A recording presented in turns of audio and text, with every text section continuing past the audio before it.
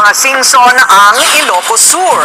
Pero bukod sa malaki nilang pangalan sa politika, malaki rin umano ang na-corner na government projects ng kanilang pamilya. Yan ang exclusive agenda report ni Joash Malimban. Isa ang Ilocos Region sa maituturing na Land of Mega Dynasties ayon sa isang report ng Philippine Center for Investigative Journalism o PCIJ. Sa Ilocos Sur, dominated ng pamilyang Singson ang malaking parte ng probinsya sa pamumuno ng kanilang patriarch na si former Governor Luis Chavit Singson. Sa kasalukuyan, nakaupong gobernador ang kapatid ni Manong Chavit na si Jerry Singson at Vice Governor naman ang anak niyang si Ryan. Nakaupo naman bilang 1st District Representative ang isa pang anak ni Chavit na si Ronald Singson at ang pinsan nitong si Christine Singson. Bukod pa yan sa mahigit 10 local positions na hawak ng mga Singson sa buong probinsya. Kilalang businessman si Manong Chavit kahit bago pa man ito sumali sa politika. Kasalukuyan niyang pinamumunuan ang Luis Chavit Singson o LCS Group of Companies na may 12 kumpanya ayon sa website nito. Kabilang na ang isang power corporation, isang mining corporation at isang airline operations company.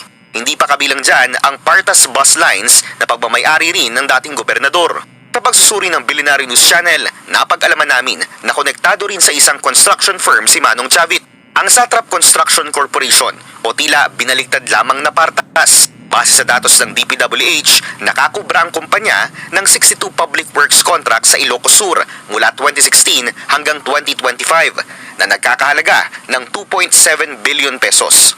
Sa isang 2012 Inquirer.net report, inamin dito ni Singson na pagmamay-ari ng kanyang pamilya ang nasabing kumpanya matapos i-raid ang isang factory sa loob ng property na nakapangalan dito. Sa isang 2018 DPWH contract, isang Reynaldo Atienzar na ang nakalagay na Authorized Managing Officer.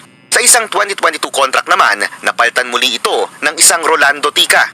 Sa kasalukuyan, isang Engineer Harold Molina na ang nakalagay sa papel bilang presidente ng Satrap Construction Corporation.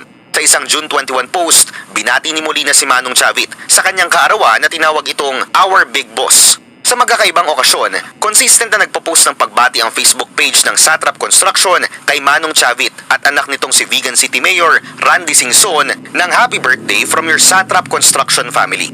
Sa isang panayam, sinabi ni COMELEC Chairman George Garcia na bagamat maaaring tumakbo ang isang contractor sa isang public position, bawal ang pagkakaroon ng kontrata sa pamahalaan oras na manalo ka. Bawal din daw sa saligang batas ang pagkakaroon ng direct interest ng isang politiko sa isang business, lalo na sa kanyang nasasakupan. Kabilang na riyan ang pagkakaroon ng kontrata ng iyong mga kamag-anak o mga kapamilya sa mga lugar na nasa ilalim ng iyong jurisdiction dahil sa conflict of interest. Sa pagsusuri ng aming team, parehong Singson na nakaupong district representatives sa 2 distrito ng Ilocos Sur ngayong 2025 elections. Kaparehong taon kung kailan nakuha ng Satrap Construction Corporation ang pinakamalalaking kontrata nito sa loob ng 9 na taon. 8 public works contracts na nagkakahalaga ng 543 million pesos. Bukod pa riyan ang nakaupong Ako Ilocano Party List Representative na si Richelle Singson Michael mula 2022 na anak din ni Manong Chavit. Although, siyempre, pag sila'y nanalo na at nangontrata pa sila, ma-anti-graft and corrupt practices sila kasi pinagbabawal nga po yun na magkaroon ng interest. Lalo pat ito ay maaaring makabangga sa interest ng publiko sa pamahalaan. Sinubukan ng Billionaire News Channel na kunin ang panig ni Singson at kung ano pa